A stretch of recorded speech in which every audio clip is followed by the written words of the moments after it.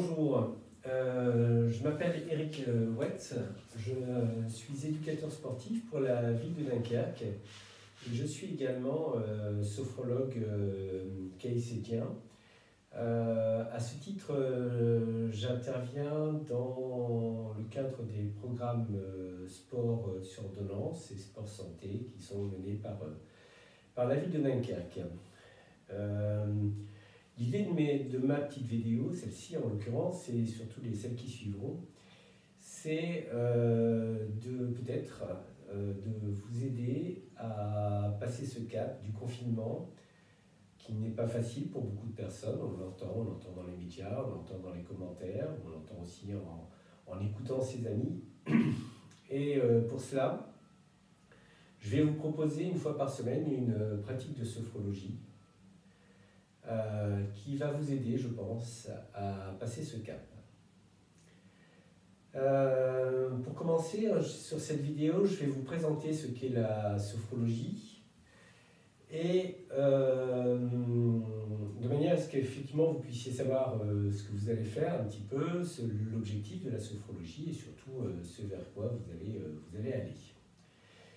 Donc, en sophrologie et dans la vie, on s'est aperçu, le professeur Caicedo, qui était un médecin psychiatre au départ, enfin, qui a toujours été un médecin psychiatre d'ailleurs, rassurez-vous, vous allez bien, on ne va pas faire de psychiatrie, s'était aperçu qu'on avait une fâcheuse tendance, tous, à vivre essentiellement dans l'émotion, et que très souvent, c'était ces émotions qui nous guidaient dans notre existence, plutôt que véritablement la conscience. Et ce qui nous amène parfois à avoir des attitudes qui ne sont pas très appropriées, à avoir parfois des mots qui ne sont pas très appropriés vis-à-vis des êtres qui nous entourent. Et donc, ces émotions nous amènent souvent à avoir une forme de perte de conscience et un manque de discernement. Et du coup, voilà, de nous mettre parfois dans des situations qui sont un peu compliquées. L'idée de notre travail, c'est justement de rétablir l'équilibre entre notre corps et notre esprit. C'est-à-dire que l'émotion va partir effectivement, on va dire, du cerveau, parce que cette relation n'est pas obligatoirement gérée. Elle va réagir aussi, cette émotion, dans le corps, ça on le verra lors de pratiques différentes. Et l'idée, c'est de pouvoir effectivement rétablir cette harmonie, que normalement nous devrions tous avoir, entre notre corps et notre esprit, qui nous permet de vivre en conscience. Pour cela, nous avons 4 outils. Le premier outil, c'est une méthode. Donc ça, la méthode, dans la sophrologie, caïcédienne, on a à disposition une douzaine de relaxations dynamiques et vous verrez pourquoi par la suite ça s'appelle relaxation dynamique. Je peux déjà vous en dire un petit quelque chose. C'est que vous allez vous apercevoir qu'on va travailler, on ne travaillera jamais allongé, ça c'est la première des conditions. La deuxième et les suivantes, c'est qu'effectivement on va être constamment en train de bouger, changer de position, etc., etc. De manière à évoluer dans certains niveaux de conscience, sachant que si on change de position, c'est justement pour rester en permanence en conscience. Donc une méthode. Ensuite, le deuxième outil, ça va être notre corps. Notre corps comme réalité. Je vous ai parlé tout à l'heure de ces émotions qui parfois pouvaient s'exprimer dans notre corps, et ces émotions, effectivement, eh bien, qu'elles soient positives ou négatives, peuvent avoir parfois des réactions corporelles. Donc on va réintégrer à notre conscience notre corps, l'ensemble de notre schéma corporel, et se servir de notre corps comme outil de travail pour établir notamment cet équilibre. J'ai l'habitude de dire que, même si ce n'est pas complètement vrai dans l'absolu, en tout cas pas à l'extrême, j'ai l'habitude de dire que même s'il va passer par la tête pour rétablir cet équilibre, eh bien nous, en sophrologie caïcédienne, eh bien on va plutôt passer par le corps pour rétablir cet équilibre. Le troisième principe, c'est le principe de réalité objective. La réalité objective, c'est effectivement la réalité qui va être dans l'objectivité de l'événement et non pas l'émotion de l'événement. D'accord? Donc être capable de voir ce qui est en train de se passer et de vivre dans la réalité, simplement dans la réalité, sans vous être autour toutes les interprétations que l'on pourrait y mettre. D'accord? Par exemple, je donne souvent cet exemple-là, celui d'un rendez-vous professionnel. Un rendez-vous professionnel, souvent on arrive avec des peurs, des angoisses, et sur qui je vais tomber, qu'est-ce qui va se passer, et comment il va être, et qu'est-ce qu'il va penser de ce que je vais dire, etc., etc., etc. La réalité objective de ce type d'événement, c'est simplement un rendez-vous professionnel sur lequel moi je vais me présenter à une personne, je vais lui présenter mes compétences, et cette personne va recevoir mes compétences et les accueillir ou pas, mais voilà. Et donc ça c'est ce principe, aller vers ce principe-là de réalité objective, plutôt que de mettre en place toutes les interprétations que l'on peut émettre et qui vont faire que dans certaines situations, eh bien, on va se retrouver en situation de peur, d'angoisse, etc., etc. Et le dernier principe que l'on va utiliser, c'est le principe d'action positive.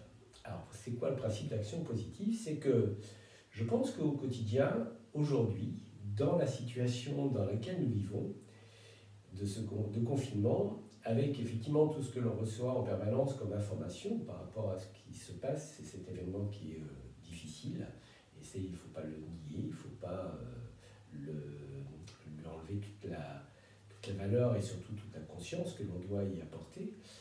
Eh bien, le principe d'action positive, c'est justement de rester en contact avec tout ce que l'on a de positif en nous, de travailler sur cette partie positive de manière à ce que l'équilibre entre le positif et le négatif soit présent. D'accord? Et donc ne pas se laisser envahir par le négatif en permanence, mais que vous puissiez effectivement avoir accès à votre conscience positive et à toute votre part positive qui est là présente. Pour ce qui est de la partie négative, ne vous inquiétez pas, avec ce qu'on nous transmet aujourd'hui tous les jours à la télévision et qui est important d'avoir à notre connaissance, eh bien là-dessus, il n'y a pas de souci, cette part de notre équilibre eh bien, sera bien présente. Donc il n'est pas question du tout d'occulter ce qui se passe actuellement, d'accord? Ça, il est important que cette conscience-là reste présente, mais il est aussi important que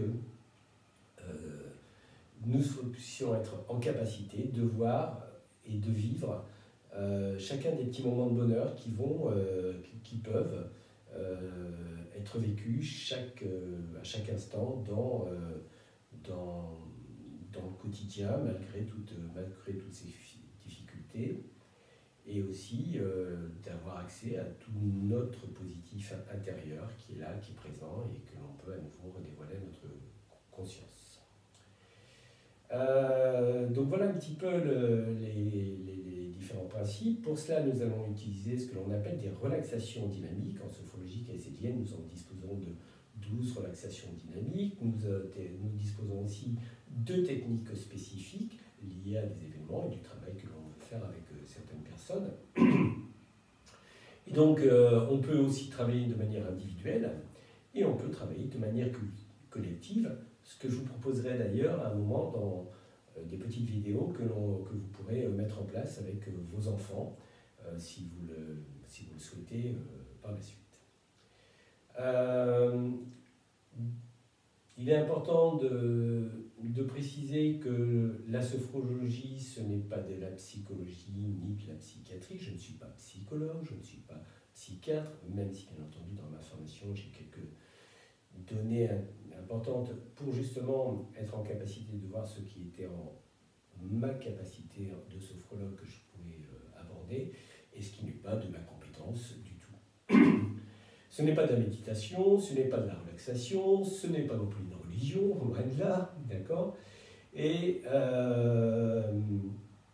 donc voilà, c'est quelque chose qui effectivement, c'est une méthode qui est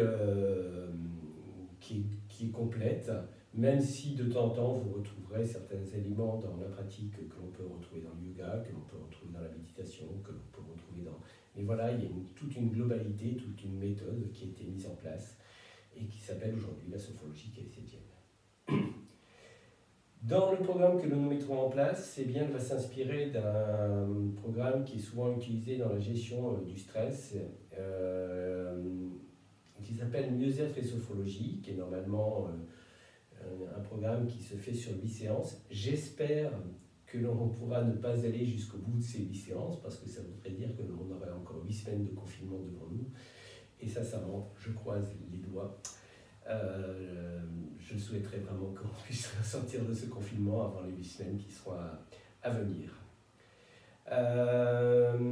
Pour cela, on va, chaque semaine, je vais vous proposer donc une technique. Donc une technique pour vous, parents, adultes. Ce que je ferai aussi, c'est que de temps en temps, je proposerai des petites techniques pour les enfants que vous pourrez pratiquer avec eux éventuellement et qui sont très intéressantes. Ce qui est important que je précise avant de vous transmettre la vidéo suivante, c'est que en fait vous allez être comme des athlètes. Et quand je dis comme des athlètes, je suis issu du sport, donc je prends effectivement souvent cette référence-là. En clair, un athlète, s'il s'entraîne une fois par semaine, s'il pratique une fois par semaine son activité, il va avoir effectivement un bienfait, mais souvent au bout de la fin de la semaine, eh bien, tous les bienfaits qu'il a pu avoir lors d'une pratique de sport eh bien, vont être comment dire, pas disparus, mais en tout cas, voilà, elles vont être, toutes ces qualités vont un peu à la fois s'amenuiser au fil du temps. Et un athlète de haut niveau, pour aller vers la haute performance, lui au contraire va s'entraîner 2, 3, 4 fois par jour, de manière, et autant de fois par semaine, de manière très très régulière. Et c'est ce qui souvent l'amène à avoir cette progression et donc une transformation physiologique qui se met en place à travers cette pratique régulière.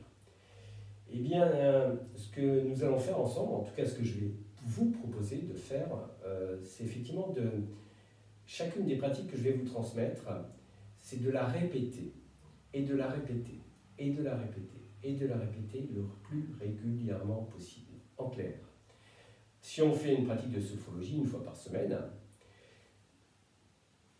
il y aura un effet positif à l'instant où on va la faire, en tout cas je l'espère pour vous. Il y aura un effet positif à l'instant où on va la faire, ou pas, je répète bien ou pas, parce que peut-être que sur la suivante, les choses vont s'installer. Mais si ce n'est pas répété, eh bien, il ne peut pas y avoir de transformation physiologique. Aujourd'hui, avec l'imagerie moléculaire, on est capable de voir ce qui se passe au niveau du cerveau, au niveau des cellules, etc., lorsque l'on pratique la sophrologie. Donc il y a bien une transformation qui s'installe à travers effectivement ce principe d'action positive que l'on va avoir sur notre corps.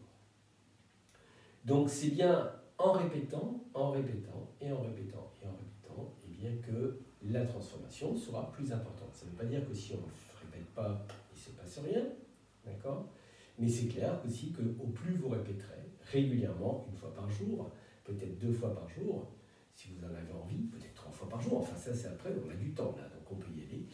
Eh bien, au plus vous allez répéter, au plus les effets positifs de notre travail pourront être efficaces, pourront s'exprimer. Dernier point de détail qui est très important, c'est que, enfin 2 points de détail qui sont très importants. Le premier, c'est que on va donc être sur des relaxations dynamiques, donc ça veut dire qu'on va utiliser le corps. Et parmi vous, il y a peut-être des personnes qui ont des soucis avec leur corps, des problèmes de douleur, des problèmes de santé, peut-être même des problèmes de handicap. Une des règles très importantes, c'est qu'on ne travaille jamais sur la partie sur laquelle on a des difficultés en sophrologie. On va travailler plutôt sur les parties sur lesquelles qui vont plutôt bien. En clair. Si par exemple vous avez une douleur dans une épaule et que je vous demande de vous concentrer sur vos épaules ou sur vos bras ou sur un système dans lequel il y a une partie de ce corps, ce que je vais vous demander, c'est de vous concentrer plutôt sur la partie positive de vos épaules. Si vous avez mal à l'épaule droite, concentrez-vous sur l'épaule gauche. Portez votre attention sur l'épaule gauche. D'accord ?